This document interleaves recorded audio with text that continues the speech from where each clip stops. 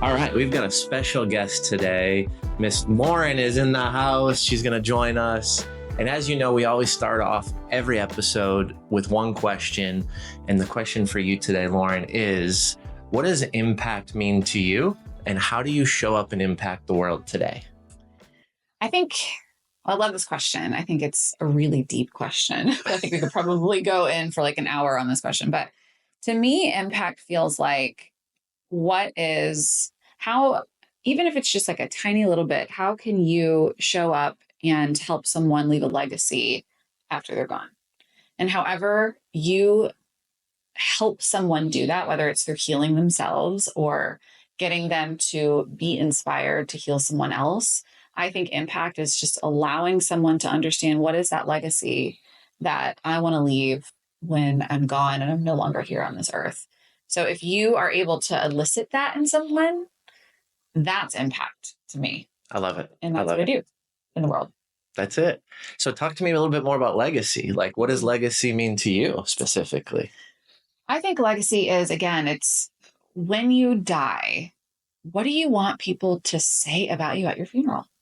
Like, what are they, and not even what do you want people to say about you? How do you want people to feel about how you made them feel? Yeah. When you were on the earth and you were doing whatever it is that you were doing with them. So much of the work that I do is getting yourself in the space of understanding how you feel on a moment to moment basis.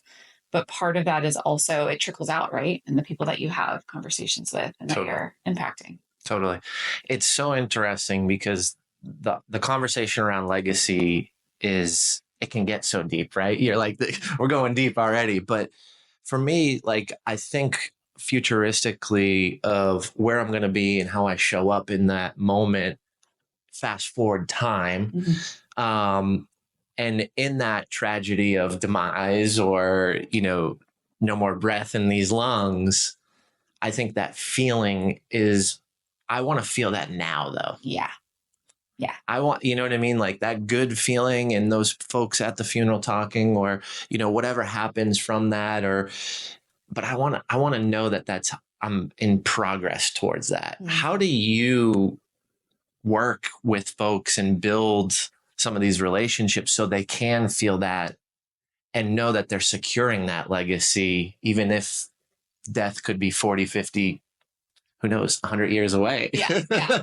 Well, the work that I do with leaders and specifically women, female leaders, is getting them to come to safety inside of their bodies. So many high achieving women and men are in this space of feeling like they're constantly on the hamster wheel. They need to do more. They need to be more. They need to make more money. They need to have a greater quote unquote impact. Not the impact that we're talking about from a deep legacy space, but they're like, I need to have more likes on Instagram or get this video to go viral. And so we're in this space of perpetually living in what we call flight response. It's a survival response. Yep. And when we are in a baseline of survival as our predominant frequency, we aren't present. And we also are not in the space of being able to create really beautiful, meaningful connections with people because we're not in that space of safety. So if you're not able to understand what safety feels like in your body and you don't know how to access it in a moment to moment basis, you are in essence going to get to the end of your life and you're not going to have much to show for it because you were so focused on achievement that you weren't focused on connection. Yeah. Right. And you're in this space of protection all the time. So for me, what it looks like, the way that I look at legacy is, yes, what are these lofty goals that I have for myself? Who do I want to touch? How do I want to touch them? But also, how can I tap into more presence so that I can actually make every interaction that I have on a day-to-day basis really meaningful? It's so important to have that intention. Mm-hmm. And I think it's so easy to not. Oh, yeah. Right? Sure. I think back of my life and I'm like, yep, I was living in fight or flight 24/7, Yep. 365, drinking, Mm-hmm. miserable, making a lot of money. Yeah. Making a good amount of money. But there was this constant, for me, it was this like constant agitation almost, Mm-hmm. right? Like I just never was just kind of like, yeah, like, wow, this is beautiful. Yeah.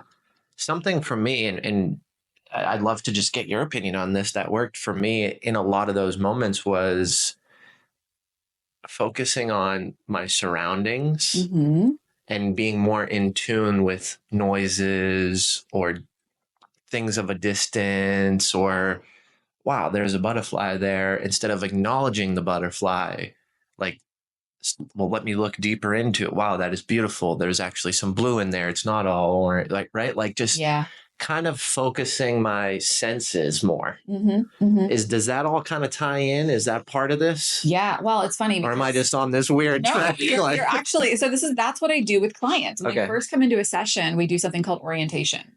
And orientation takes you out of wherever you are inside of your body and allows you to land in the space that you're in, so you can start to go inside of your body. Because most people, the nervous system doesn't speak in story. It doesn't speak in meaning. And we as humans spend 99% of our day up here in our heads, trying to create meaning, trying to create story about everything that's happening in our lives. So orientation allows you to, and I tell them, and if you're listening, you can do this at home, take a moment to just look around your space and notice what draws in your eye. And then just see if you can be with that for a moment and notice what happens inside of your body as you notice it. And naturally, what's going to happen, hopefully, if you're not in a full-blown trauma response, is that your nervous system is going to downregulate. You're going to notice that sense of safety coming on board. And in essence, the goal is to get more of that and to stretch more of it. So you weren't on the wrong path. That's exactly what I do with some of my clients. It's the very first step. There's so much more to it, but the very first step is to notice and orient yourself to where you are. It's interesting too. Like, I find a lot of times when I feel the heighten, to try to, and Tim Story was talking to me about this. There's a miracle in everything, right? And that's his book. And he spoke at Impact Effect last year and all this. And when he said it to me, I understood it. But until I actually practiced it, I didn't see or feel any change. And I was kind of lost and kind of spinning my wheels. Do you push your clients to kind of do this on a daily basis, or is there more of like a cadence of accountability with some of this work? Yeah. I mean, I do. Some of the practices that I give clients, I'm always redirecting them to do them daily. But what I'm teaching my clients is a brand new language. Like, I always equate it to, imagine going into a class and trying to learn Chinese. I'm teaching you the language of your nervous system. And in order to be really good at Chinese, you're going to have to speak Chinese in order to really embody it and to understand it. Learning the language of your nervous system is the exact same way. Makes sense. Right. And so we have to continue to keep practicing it to start to speak not the brain language, but the body language. Totally. And I think too, it's so important because it is rewiring. And it's rewiring habits. It's rewiring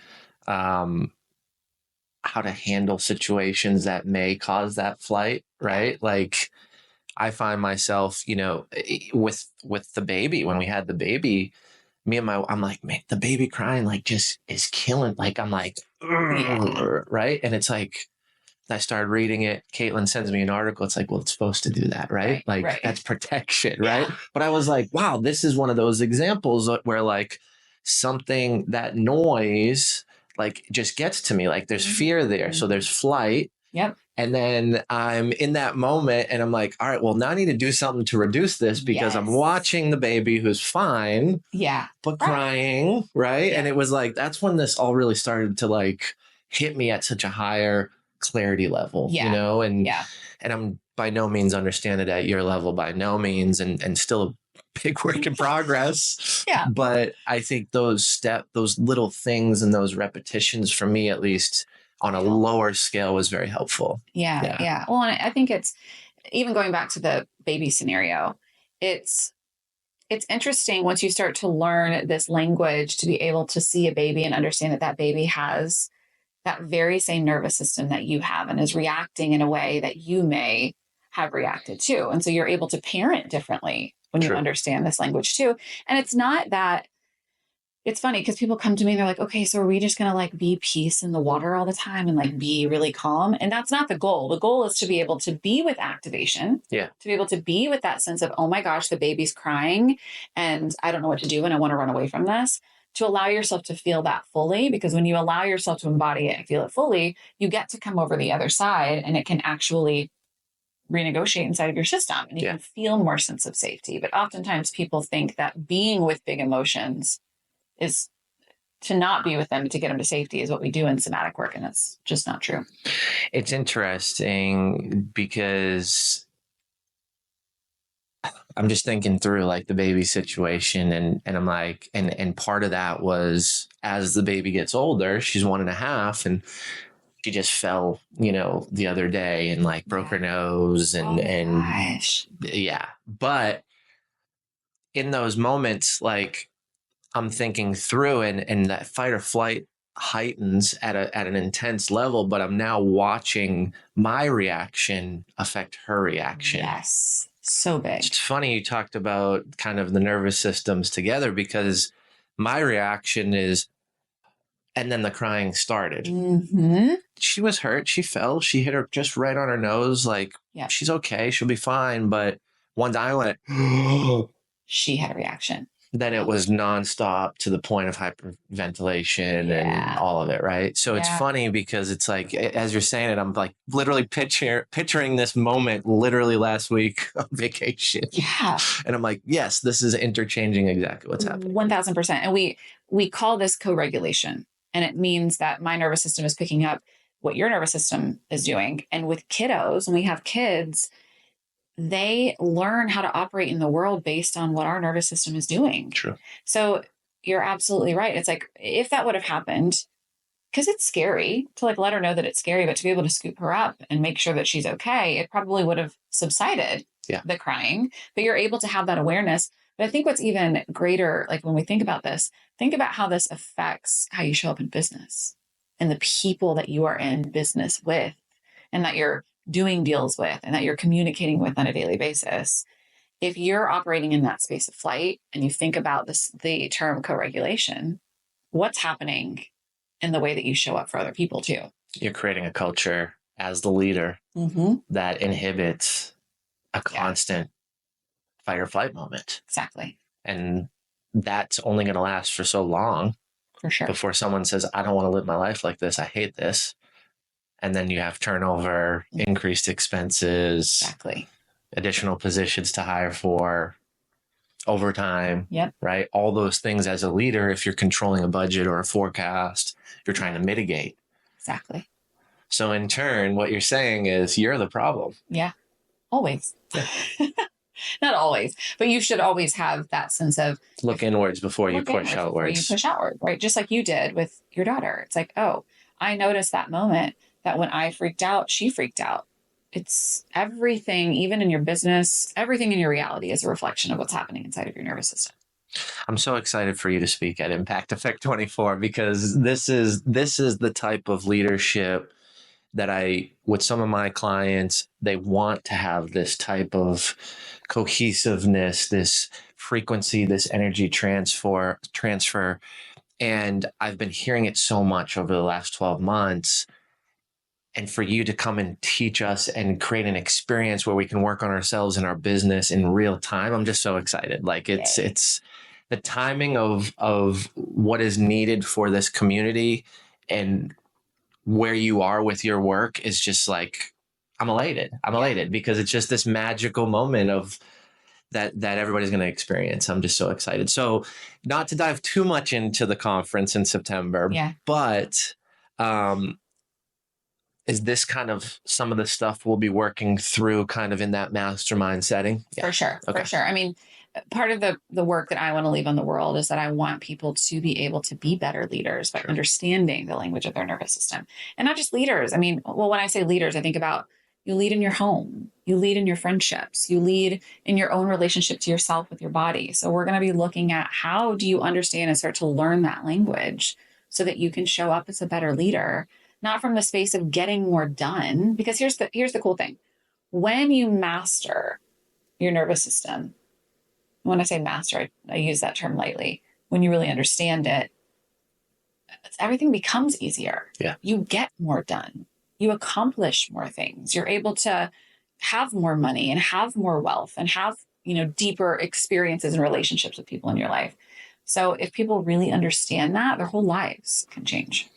It's so important. Mm-hmm. Like I've lived out of this balance, like imbalance for so many years. Right. And I go back to my corporate career and the culture and the leadership, and yes, amazing folks who grow revenues and bring in private equity and expand. And I've learned so much through those processes, but it was always a fight or flight moment. There was always havoc. Yeah. And like in that world, the culture was, and this is what was taught to me, this is controlled chaos. Mm-hmm. And I agree with that term. I think you can have controlled chaos, but controlled to me is in a set standard of time. Yeah. That you have control over that period of time. So controlled chaos cannot be, Jim, you worked here for 2 years and it's been controlled chaos for 2 years, right? Like I understand scale. I understand growth. I understand new accounts. I understand new territories, cities, geography. Like I get all of it. I've done it, right? Right. But it can't always be controlled chaos. And I think that level of leadership and how you show up and just have this type of conversation will create that culture. For sure. To where people can feel more open. There can be true human connection. Yeah. And that's one of our themes, right? Lead with human connection. For the conference. So it's just so in line, and I'm just so excited to just dive deeper. And, Lauren and I had a deep conversation, for those of you listening, about the conference and what we want to do differently and how to create an experience that you're working on yourself and your business. So she's going to be coming with the heat for 40 minutes or so of an amazing exercise. And I don't want to get too much into it because, I don't want to give away all the secrets and details. But back to this work and leadership specifically, a question that just kind of popped into my head for you is, you've worked with tons of clients, 8-figure business, like you've done it and you've crushed it and you've done it at a large scale. How do you lead in your team and your business? Because your partnerships, your hiring. I mean, we had coffee. You introduced me to 5 people. Like you're doing it, and you're building a team and a community. And how do you show up in your business, knowing this work is so important and really kind of bringing it to the next level? Yeah, that's a great question. It's funny because if you would have asked me this question 5 years ago, I would have answered it differently. But I have had more success in the past couple of years than I had the first, 6 years I was in business, 5 years I was in business. And it was because I started taking care of myself first. Goosebump moment. You'll hear me say this a few times. Yeah. It's my, And I had to. Once I started to, because honestly, I had a really big rock bottom moment a few years ago where I was living this epitome of a highlight reel. And you'll hear some of this story when I speak at Impact, but I was living this epitome of a highlight reel. My business was being featured on, NBC News, New York Times. I was traveling the world with friends. I called him my Kindle. I had this like perfect version of a Kindle that was by my side. It was being featured in all these media outlets. And it looked like from the outside, if you were following me on social media, that I was living this dream life, like this absolute highlight reel life. And at that time, I was doing all of the things that we as successful entrepreneurs are taught to do, right? I was reading one personal development book every single month. I had a team of therapists, a team of coaches. I was investing in masterminds. I was reciting my morning affirmations every morning for 20 minutes. I was eating healthy, working out. I was doing all the things. And I had a moment a couple of years ago. It was one afternoon. I had 3 calls that brought everything crashing down. First call I received was from a perfect Ken doll boyfriend from his mom, calling to let me know that he had checked himself into rehab for the 6th time that year. Wow. That was call number 1. Call number 2 came from my accountant, calling to let me know that my business was $30K in debt and we were plummeting in the other direction. He's like, you're spending money so quickly that we can't keep up. Wow. The third call was from my doctor letting me know a biopsy I had taken earlier that week had come back as potential cancer. So here I was doing all the things that we're taught to do in the personal development world to have a robust life. And on the outside, it looked great. Yeah. Right. Yep. And I like to tell this story because I'm like, think about all the people you follow on social. Are they actually living a fulfilled life? So in that we've had a deep conversation. We've had that. a really deep conversation about it. And I realized in that moment that I was operating in a baseline of constant survival. Mm-hmm. And so I had a dear friend who had started seeing a somatic practitioner. She was like, you have to see this person. Started diving into somatic work. My whole life started to shift. I was like, whoa, I didn't realize how I was literally in a trauma response in everything that I was doing, in my business, in my relationships, in my relationship to my health. Everything you touched. Everything I touched was one giant trauma response. And I can't tell you how many people are in that space and they're like constantly chasing after this never ending goal that they're never going to hit. So what I do now is I take care of my nervous system. And every single morning, that is my number one goal throughout the entire day. And once I was able to learn that language and shift into that space, I decided to go back and become a somatic therapist and go through my training for 5 years. And now I lead people through this work. But that essentially is what changed everything for me. And now I lead from that space of letting my nervous system lead versus my mind and getting caught up in what the personal development world says we should do. Expansion. That was a massive expansion for you. So big. Wow. So big.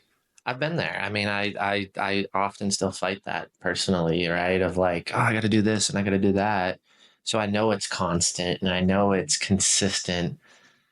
Every day you focus on that. So do you create like a goal? I'm going to do X, Y, and Z. No goals. No, she's like, no goals, Jim. You're putting it back in the box, Jim. But everybody does that, right? It's like I got to get these goals out and I have to map them out. And it's not that you don't have goals, right? But it's more of leading from, okay, what do I feel like feels really in alignment with what I want to do? It reminds me, so I started doing these dinners and I would love to have you join us. It's called Deep and Over Dinner. Mm-hmm. Deep conversations. I guide deep conversations in small cohorts. And one of the questions is what is something that you need to give yourself grace on? And that's what just kind of came up to me. Because I think that's where I'm struggling sometimes, where it's like, hey, I didn't do this or I'm behind. Yeah. But you know what? It's okay. Yeah. I can pick this up tomorrow. I don't need to stay up till 3 a.m. and do X, Y, and Z. Exactly. Because, and when you start asking yourself the question, how does this feel versus I should do this or I need to do this? That's what gets you in trouble. Right? Totally. Because the thing is if you stay up until 3 a.m., there's no way that you're going to feel your best self the next day, to be able to show up for your wife, to be able to show up for your kids, to be able to show up for the work that you're doing in the world. Yep. And so many, what I see with so many entrepreneurs, and it's funny because when I work with women, they come to me and they're like, I need to hit this revenue number. And these are all the things that I need to do. And I was like, all right, let's go to the list. Let's see how this feels. And they're like, it feels awful. Once they start to learn the language of their system, they're like, this doesn't feel good. I'm like, okay, we're not going to do it. Yeah. And when you can start operating your business from the space of this feels good versus I should do this because Gary Vee told me that I need to have somebody follow me around with a camera all the time and post, 9 million videos he doesn't do this. I'm just saying. Yeah. Somebody that you follow. Of course. And you start living in this space of I should do this. That is the demise to your business. Yep. You can't scale from that place because you're going to build a business based in survival and resentment. Just thinking through so many situations where I've gone down that path. And, I as I think through some of those situations, what I actually realize is I made a decision to change those habits. Made a decision to change, and I'm not perfect and I don't think perfection is real, but like, I'm going this way, and I think that's that's what I would share with everybody, you know, is in my experience is just make the small change or start to identify. And I think that's what you're talking about with like, how does this feel? You're identifying. And then it's like, well, now I've identified. Now let's call Lauren. Right. Or maybe, you know, wow, there's a lot of these things that don't feel good. I need to get with Lauren. I need to figure out what's next steps and what can I start today and work on, you know, one-on-one or whatever. But I think it's the intention and identification of this is happening. This is how this feels. Like I'm thinking through some stuff right now of like someone asked for a partnership and I'm like with impact. And I think that this conversation has solidified what my response is going to be. I don't think this is going to feel good. And when you follow that, Jim, I'm telling you, here's the thing. It feels terrifying at first because you're like, oh my gosh, well then what if nobody else wants to partner with me? Right. That's what comes up in our brain. Like, what if no one wants to partner with me? What if I'm like shit out of luck and then everybody says no? And then we start to create all these stories. But the thing is that once you start to tune your system to this feels good, this doesn't feel good, and you start to say no to the things that don't feel good, you create space for the things that do feel good to make their way in. And if you continue to say yes to things that aren't a full body yes to your system, I promise you're going to wake up in 5 years, you're going to be like, I don't even want this life that I've created. That's where I was. Yeah. Right. So it's hard because there is that survival response that comes in and says, but what if? And the truth is, I'm telling you, just trust me, because you just have to experience it to know it. The what ifs never come true. If you believe in something higher than yourself, you will always be provided for. Taken care of. It is never, every time I've listened to my gut and I've said no to something that wasn't in alignment with me, what came next was always way bigger than I ever thought it could be because I honored that. It's funny too. Like I always find myself, actually my wife said this to me. She's like, when she was pregnant, she was like, oh, you don't cuddle me as much. Well, I wasn't cuddling her because she was super pregnant. It was hot in the summer and it was like, right. Yeah. So I took that information in, but she was like, oh, well, what I realized is I've been telling myself a story that's not true. And in that moment, she also said, and I never even communicated with you that I wanted you to cuddle me. Yeah. And right. And it was like one of those moments where I'm like, yes, I'll come here. Right. Like, let's cuddle. Yes. Like you're my wife. I love you, you know?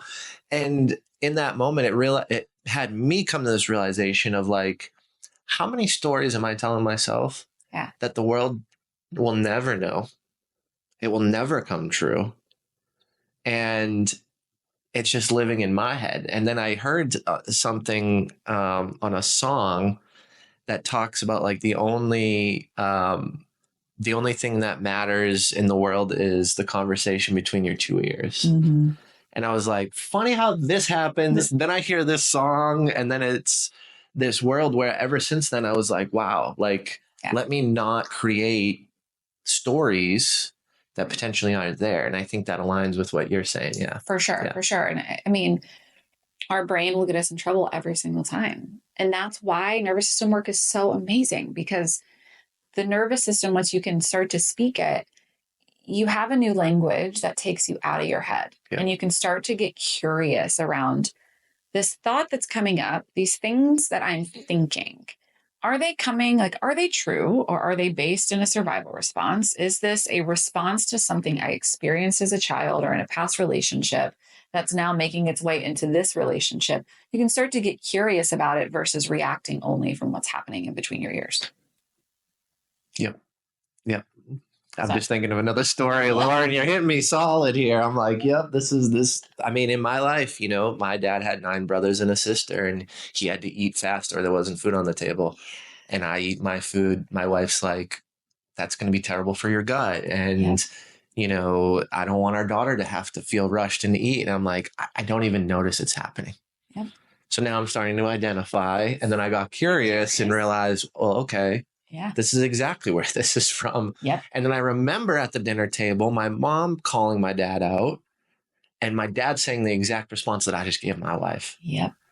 And Crazy. I've had food my whole life. Yeah. Like I've never, you know, there was tough times with my parents and being addicted to OxyContin, and, you know, we did water in the cereal if we didn't have milk, but like I always had food, right? I never was starving. Yeah. So those times don't even really directly correlate to what I've actually lived. But why am I still have this habit? Yeah. Well, and this is what I would say. It's not a habit. Okay. It is what your nervous system was accustomed to noticing in a parental dynamic. So if you came to me and we did some SE around this, I would get you really curious of where that's showing up in your body, because there's some sort of survival response that's kicking in that's saying, I need to eat my food fast. Yeah. And if we can be with that response, we can then renegotiate it and we can get it to safety so that that response is no longer what you feel when you sit down to try to eat food, right? So when you notice, again, it goes back to co-regulation. When you notice with your dad that he was rushing, he was in the flight response every time he ate, your nervous system co-regulated with his. Yep. You picked up, oh, food is meant to be eaten fast because it could go away. My dad was the same. He was the youngest of 10. He clears his plate no matter what's on it, right? Even if he's full. Same thing. And I had to really sit with that growing up. That's same thing with me is you don't leave the dinner table until it's done. The mashed potatoes and that last pea is eaten. Yeah. Which is like so horrible. Please, if you're listening, do not do that to your children. Yeah. Right? When they're full, let them go. I mean, they can't have candy bars. Yeah. We've got to be responsible. Structure, but like, don't force them to clean their plate if they've eaten a fair amount of food and they can survive with it. The worst was you got to finish your glass of milk. And it was like, too. I know. And we never had a dog. We never had dogs that I could like feed food to, like shove it up. But yeah, I mean, but that's how crazy the nervous system is and how you pick up on that. And the cool thing is that through somatic work, you can renegotiate all those. Mm-hmm. You can. And you can sit down. There is a reality that does exist where you can sit down and not feel like you're rushed to eat your food. It happens so in tune without me actually knowing it that like I didn't even know. Yeah. And that's what we do. But now from curiosity, right, I'm starting to realize it and and it's like, okay. Yeah. This is actually really bad. Like last night I was done before Kaylin even sat down. Wow. Yeah. And I already cleared my plate and I'm like, this is family. Like, right. There's depth to this little thing that may seem so small, but then I had that like step back and I'm like, well, now I'm not sitting down and having an experience with my family. Yeah. And watching my daughter miss and, you know, throw a pee off her for it, right? Like those little experiences, because I'm done and now I'm cleaning up. Right. And I'm rushing. And that's supposed to be a time where we all sit down, right? Like there's non-negotiables. Yeah. Well, and we do this so many times. And I mean, this is such a beautiful example. And thanks for being so vulnerable. I like love when I can be on a podcast, people are vulnerable and we're not like, you know, because it's life, right? I'm not, I did the highlight reel shit. I know. For about 3 months. And my wife was like, what the fuck are you doing? And I was like, what the fuck am I doing? Yeah. so I'm open book, like, and I'm a work in progress. So good. We all are. But it's crazy how many of these tiny little patterns, like you're talking about something very visible, but so many of these patterns show up in the way that we relate to people, in the way, I mean, I know I'm back in the dating world, which is like a whole jungle in and of itself. And I can even find these, you know, I started talking to a guy, we've been going on several dates, and I found myself reacting to, you know, him wanting to put a label on it right away. And I attacked him probably a week and a half ago. And I had to take a moment. I had to step back and say, whoa, where's this coming from? Right. And I realized, like, very much in my parents' relationship, my dad would attack my mom when she asked him to do something too quick without like, I'm going to sit down. I'm going to lay this out for you. And I realized, and I had to go back and I had to work through that in my system and go back to him and say, hey, I actually am very flattered that you are ready to put a label on this. It feels very soon for me. And I'm sorry that I reacted in that way. Yeah. Because that was me being triggered to something that felt unsafe that I picked up from my childhood that I need to be with and Wow. renegotiate. So it's like we're always, when you step into this lens of curiosity, you're always looking at, wow, why did I react that way? Can I get curious about it? And is that serving me? Yeah. You know? Yep. Wow. So That's a great example. And it's you sitting with yourself and really diving deep into it, yeah, and understanding where it derived from. Because if you don't know where it's coming from, how can you change it? exactly. And if you don't know where you want to go, how can you get there? Yeah, Right? exactly. So it's like, well, let's start here in order to know how to get to there. Right. Yeah. Right. And there's so many people that will, they'll say this is happening to me. Right. I very much could have taken the victim in that stance and said, ugh, why does he want to be with me like this? And why does every guy want to just like be in a relationship with me right away? I could have taken the victim stance on it. Yep.